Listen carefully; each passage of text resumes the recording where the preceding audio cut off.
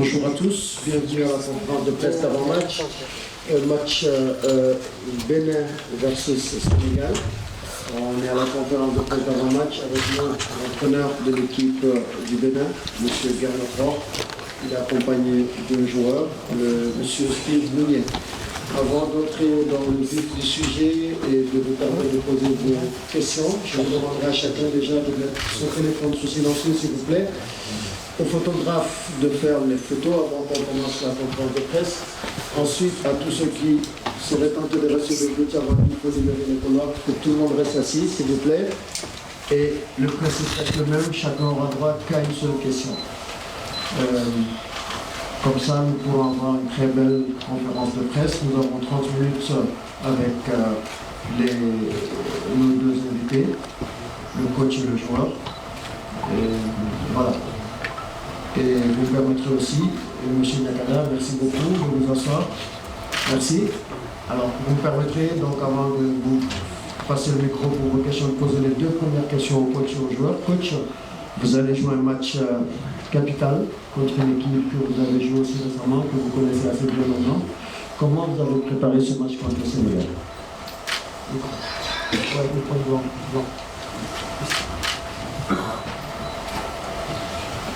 Oui, on a récupéré d'abord, après le match contre le Botswana, qui était un match très intense, très serré. On a essayé de récupérer d'abord un Rabat. Le soir parti. Le soir parti. Test. Ok, c'est bon, test. Oui, on a essayé de récupérer bien après ce match serré contre le Botswana, sur place, à Rabat, en faisant l'après-midi déjà des soins, etc., enfin classique. On a joué nos deux matchs à 13h30. J'ai bien compris que ce sont les petites équipes, soi-disant petites équipes, qui doivent jouer à 13h30 et les grandes équipes, les grandes nations de football le soir. Voilà. C'est comme ça. On a eu aussi 3 arbitres féminins. Voilà, ça s'est plutôt bien passé. Même personnellement, je n'avais jamais vu ça encore. On a eu 3 arbitres femmes, et je trouve ça très bien de promouvoir à la fois le football féminin, aussi l'arbitrage féminin. Mais on a vu quand même que voilà, le moindre contact a été sifflé. Et c'est pas du tout le même arbitrage que lorsque vous êtes arbitré par des hommes, mais c'était quand même, on va dire, dans l'esprit. Après, on a fait un entraînement classique. On est arrivé hier en TGV ici. C'était assez confortable. Et puis là, on est dans un hôtel un peu excentré pour préparer le match. Voilà, ce sont de bonnes conditions de travail. Steve, la même question, comment vous, en tant que joueur, vous préparez cette rencontre? Comme le coach l'a dit, après ce match qui était très intense, on a reçu pas mal de coups, etc. On essaye de récupérer au maximum pour pouvoir être prêt demain face au Sénégal. Voilà, c'est vraiment beaucoup dans la récup, dans la préparation du match, dans l'analyse vidéo. Et c'est comme ça qu'on pourra aborder ce match de la meilleure des manières. Question, micro. Oui. C'est qui ça, Pérez? Bonjour. Bonjour.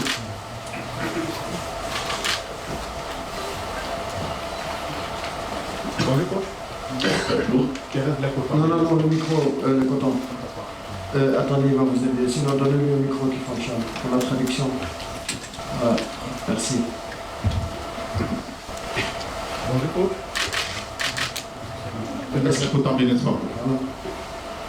Coach, avant de venir ici au Maroc, vous avez fixé un premier objectif, faire obtenir au Bénin les 3 premiers points.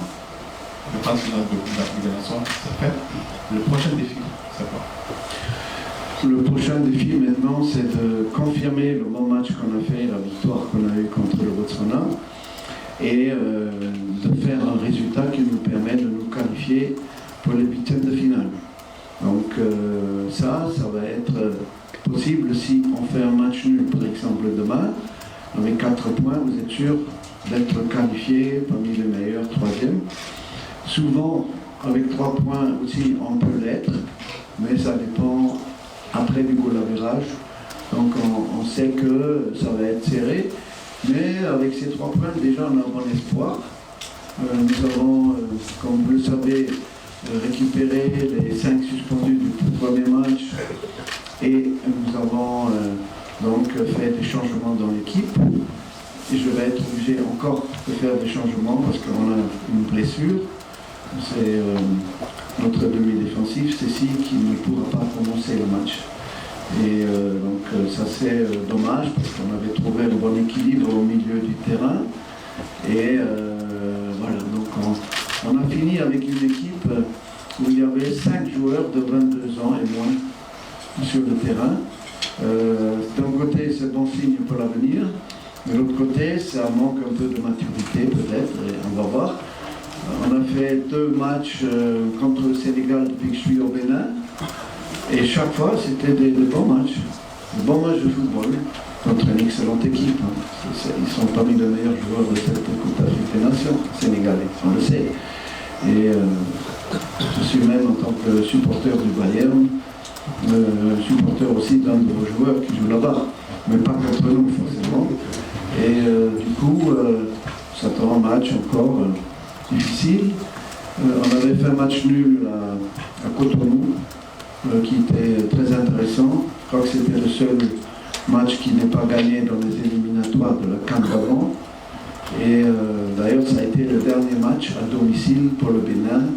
Et ça fait 2 ans et demi qu'on n'a pas fait un seul match à domicile, ce qui prouve que mon équipe, mentalement, est forte, puisqu'elle a réussi à se qualifier pour la CAN dans ces conditions sans jouer un seul match à domicile, et aussi à être à 2 doigts de la Coupe du Monde jusqu'au dernier match au Nigeria, où il n'y avait pas la VAR, sinon le premier but aurait été annulé.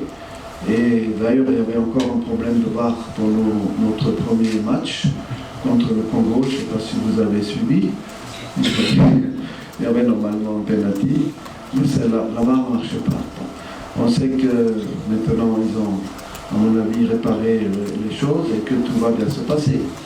En tout cas, on a vu aussi hier qu'il y avait des pénaltys, plus ou moins discutables. On n'a pas encore eu ce souci par rapport à nos matchs, on n'a jamais eu de pénalty encore, ni contre nous ni pour, on aurait dû l'avoir. Et on espère que maintenant, la CAF arrive à régler ces problèmes-là. Vous avez le micro, allez-y.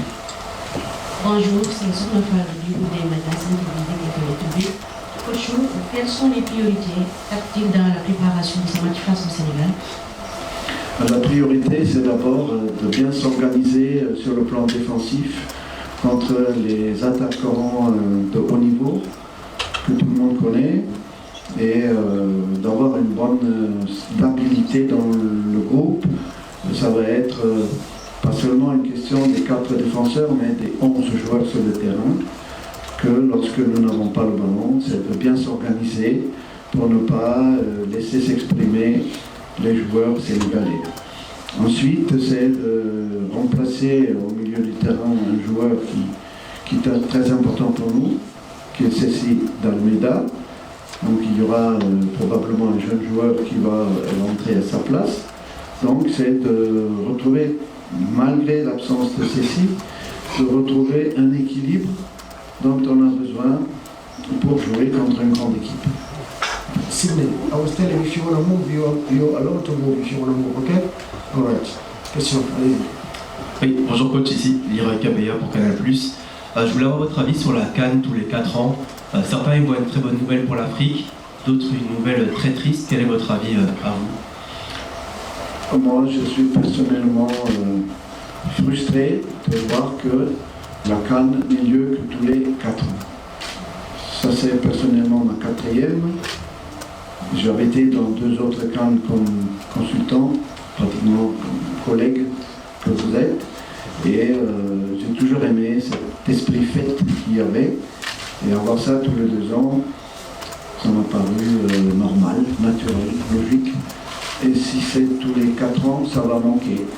Voilà, je crois que dans 2 ans, il y en aura encore une. Et après, ça serait prévu Donc c'est une grande déception, je pense que c'est une erreur et c'est pas bien pour le football africain.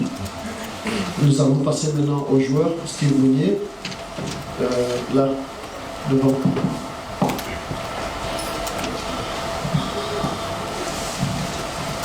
Bonjour capitaine, Léonard Claudet Sonnécon pour Bip Radio Cotonou. Quel est l'état d'esprit du groupe à la veille du match? L'état d'esprit est très positif. Aujourd'hui, avec cette victoire qu'on a obtenue face au Botswana, on est très confiant. On sait qu'on va affronter une très belle équipe du Sénégal, mais on a envie de réaliser un bon match et de ressortir grand de ce match. Ici. Ici, là.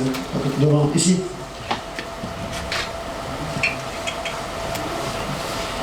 Bonjour Steve, Yassesson de RFI. Steve, votre coach en introduction c'est un peu plein des horaires des matchs du Bénin, du trio féminin contre le Botswana et même de la barre qui n'a pas marché lors du premier match. Je voulais savoir, vous, à votre niveau et même au niveau du groupe, est-ce que vous avez l'impression aussi que les équipes qui ne sont pas forcément favorites dans cette CAN ne sont pas pris en considération un peu par la CAN? Non, je n'irai pas jusque-là à dire qu'on n'est pas pris en considération. On fait quand même partie de la compétition, mais effectivement, je pense que c'est aussi normal, c'est une question de diffuseurs télé, etc. Ils préfèrent mettre les grosses équipes le soir, avec les meilleurs moyens, si je peux dire. Donc c'est somme toute logique, hein, si on peut dire.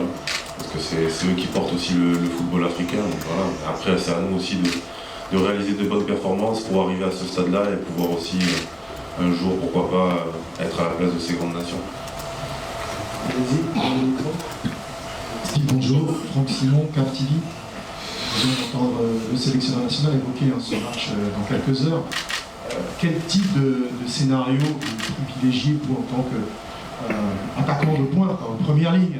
Qu'est-ce qui vous plairait? Parce que vous risquez de devoir beaucoup travailler pour bloquer les relances, etc. Le type de scénario qu'on privilégie, c'est forcément une victoire du Bénin, hein, tout simplement. Ça serait beau.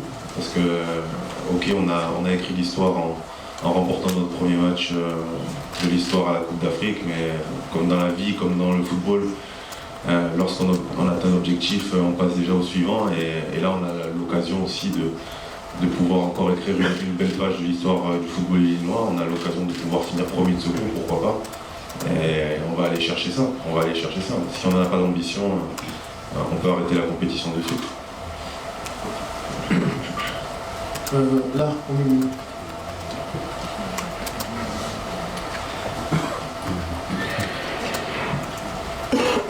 Bonjour coach. Allez-y. Oui. Bonjour coach, comme l'a dit Steve, vous avez la possibilité de finir premier, mais aussi vous avez, en cas de scénario catastrophe, la possibilité aussi de faire partie des meilleurs troisièmes. Ma question est de savoir comment comptez-vous trouver l'équilibre entre efficacité offensive et solidité défensive? Comme je le disais tout à l'heure, on va bien s'organiser déjà au milieu du terrain où nous avons un remplacement à faire. Ensuite, on va évidemment défendre ensemble à 11, mais aussi attaquer en contre-attaque rapide si possible. Nous avions réussi un bon match à Amiens, match amical, il y a déjà un an et demi, mais c'était très intéressant.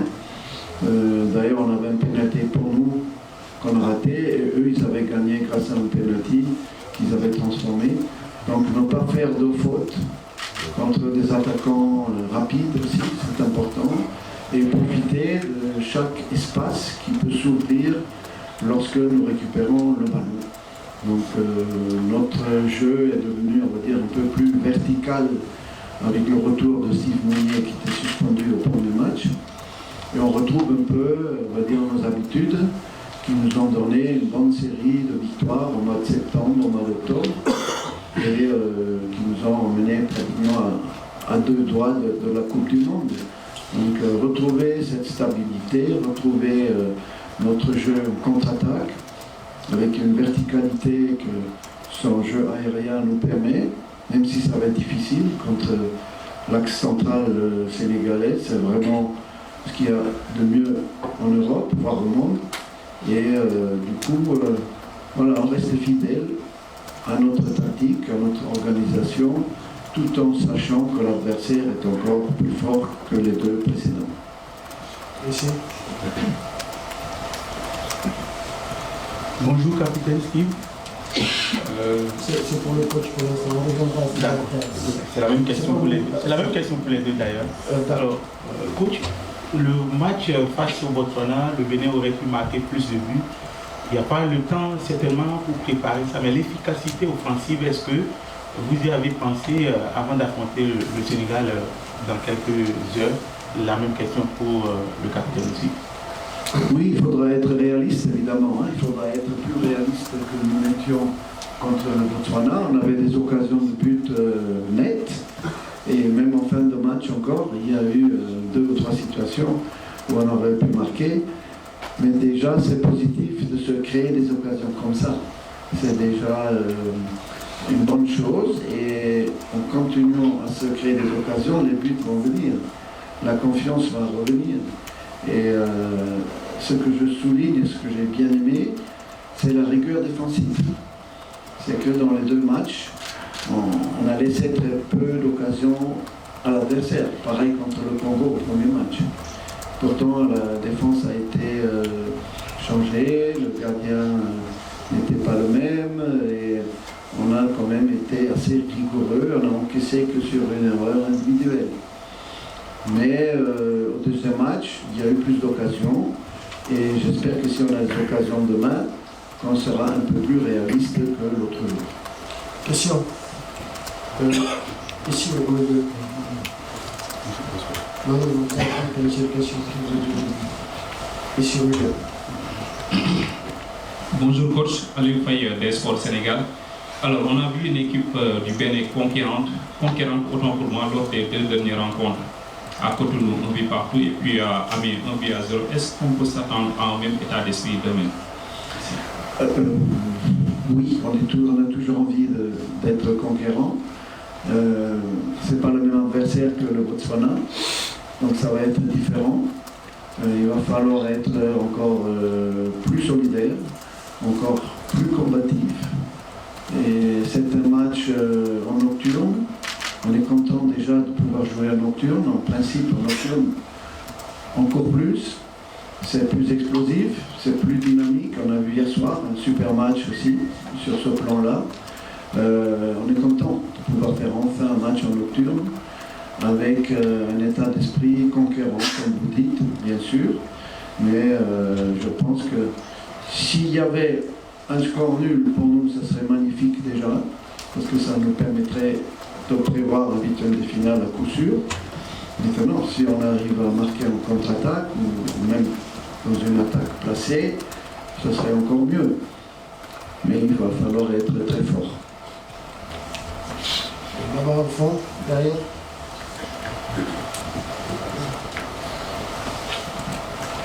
Bonjour, question pour le joueur. On est encore au coach.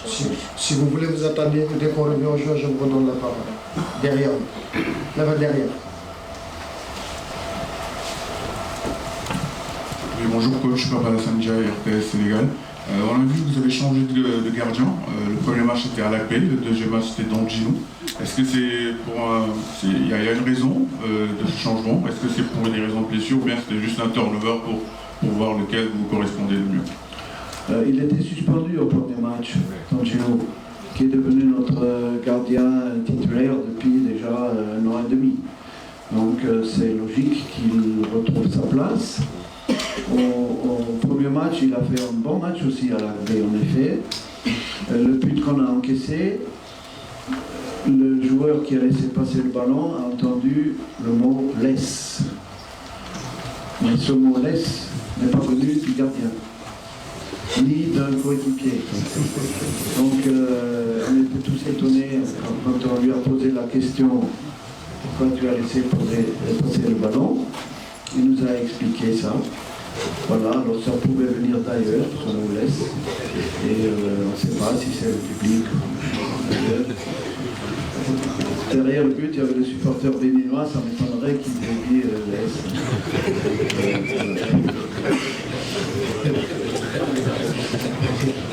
on revient aux joueurs. Anas, donne le micro là-bas.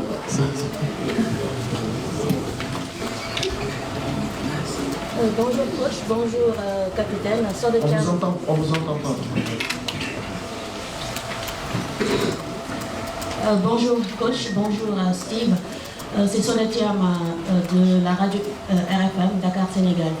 Alors Steve, vous avez créé l'histoire donc avec cette première victoire en phase finale de Coupe d'Afrique des Nations. Est-ce que c'est quelque chose qui va vous motiver davantage pour la suite de cette compétition? Merci. Oui, totalement. Comme je l'ai dit, lorsqu'on atteint l'objectif, on pense déjà au suivant. Et aujourd'hui, on a mis une certaine barre pour le football béninois et on a envie de repousser encore plus cette barre. Donc, comme je l'ai dit, là déjà, le premier des objectifs serait de passer en 8e de finale. Et pourquoi pas de le passer de la meilleure des façons possibles en finissant premier ou deuxième de second. Merci. Armand Rodrigue Amégan, Bénin TV, télévision nationale du Bénin. Steve, on a vu dans le discours du coach et dans votre discours également, il y a beaucoup de prudence par rapport à ce match face au Sénégal. Est-ce que intrinsèquement, dans votre tête, vous êtes mis que c'est possible d'aller battre le Sénégal? Est-ce que vous y croyez au fond vraiment? Est-ce que c'est gravé dans votre crâne et dans votre cerveau? Dans mon discours, si vous avez bien entendu, depuis tout à l'heure, je suis en train de dire qu'on peut finir premier ou deuxième de ce groupe, donc je ne tiens pas un discours défaitiste du tout. Pour moi, je vais dans ce match pour essayer de le gagner et tous mes partenaires aussi sont dans la même dynamique. Le Sénégal, c'est une belle équipe, on ne va pas se mentir, mais nous aussi, on peut montrer de belles choses et le foot, c'est un match. On est capable de tout, le Sénégal est aussi capable de perdre des matchs, donc tout est possible. Vous avez quelqu'un qui a le micro déjà? Bonjour coach, bonjour Steve, je suis là. Je m'appelle Papa Keita, Sénégal. Le coach a dit qu'on va tout faire pour avoir une solidité défensive. Quand on parle de Steve Mounier, les coups de pied arrêtés, c'est important pour lui parce qu'il est très très décisif. Quelle place accordez-vous aux coups de pied arrêtés lors de ce match?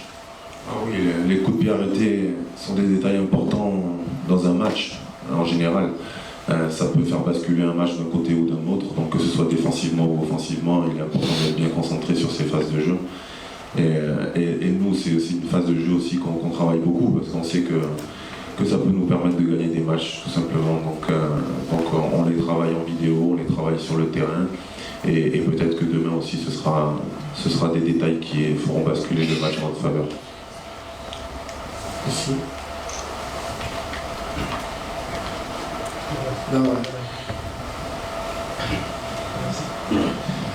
Bonjour, Bakar Diarra, RFI. Steve, vous étiez de la campagne de 2019 avec ce quart de finale déjà historique, mais à l'époque vous n'aviez pas le brassard. Qu'est-ce que ça représente pour vous et quel type de capitaine êtes-vous dans cette sélection? Effectivement, c'est un très grand honneur pour moi de représenter le Bénin en tant que capitaine lors de cette CAN. Quand j'ai commencé ma carrière au Bénin, j'aurais jamais pu imaginer cela. Et aujourd'hui, d'être là, de vivre tous ces moments, d'amener ces équipes dans cette compétition, c'est un moment magique pour moi, pour mes proches aussi, et pour tout le pays. Donc voilà.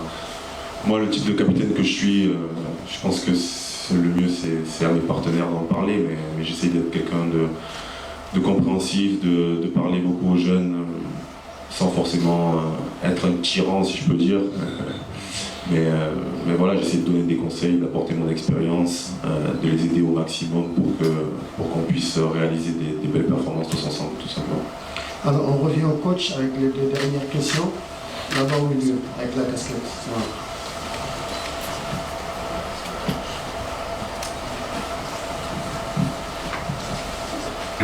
Bonjour, Jérôme Buami, pgfoot.com.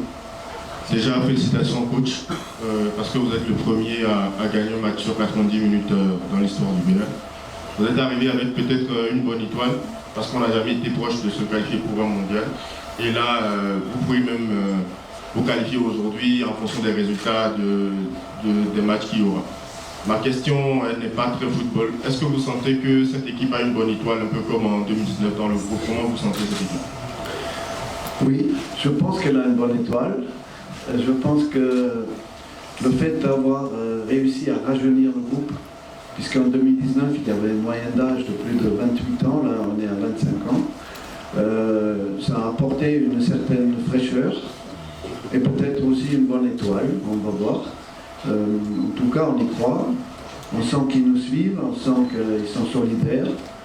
On voit que dans l'ambiance de tous les jours, ça se passe très bien. On a eu le Papa Noël qui est passé à l'hôtel et ça a été magnifique.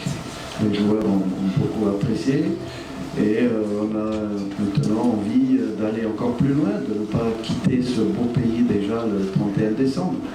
Donc à nous demain de prouver qu'on en est capable. Une toute dernière question pour le coach. Bonjour coach, c'est Adama Fandé des Sénégal. J'ai une question pour vous. Vous avez suivi soit en direct, soit en différé les matchs de la CAN. Alors, à la fin de la deuxième journée, comment vous appréciez globalement le niveau de la compétition? Il y a un bon niveau, il y a un très bon niveau. D'ailleurs, les grandes équipes confirment pratiquement toutes leur rôle de favori.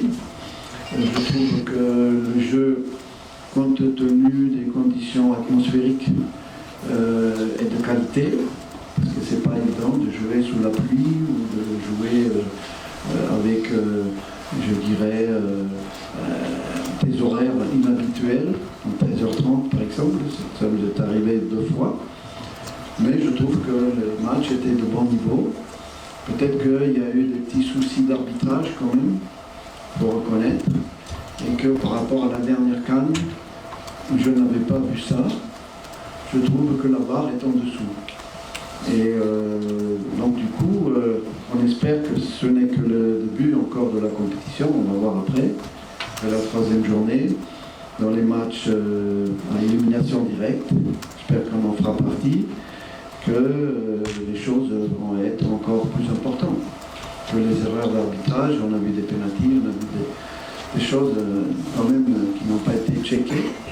Et il faudrait que maintenant, pour le niveau du jeu et pour la justice dans le football, que ça s'arrange. 11h15 à Tanger, c'est la fin de cette conférence de presse. Merci M. Bernard, merci M. Simounier. Et tout à l'heure, le coach de l'équipe du Sénégal est au choix.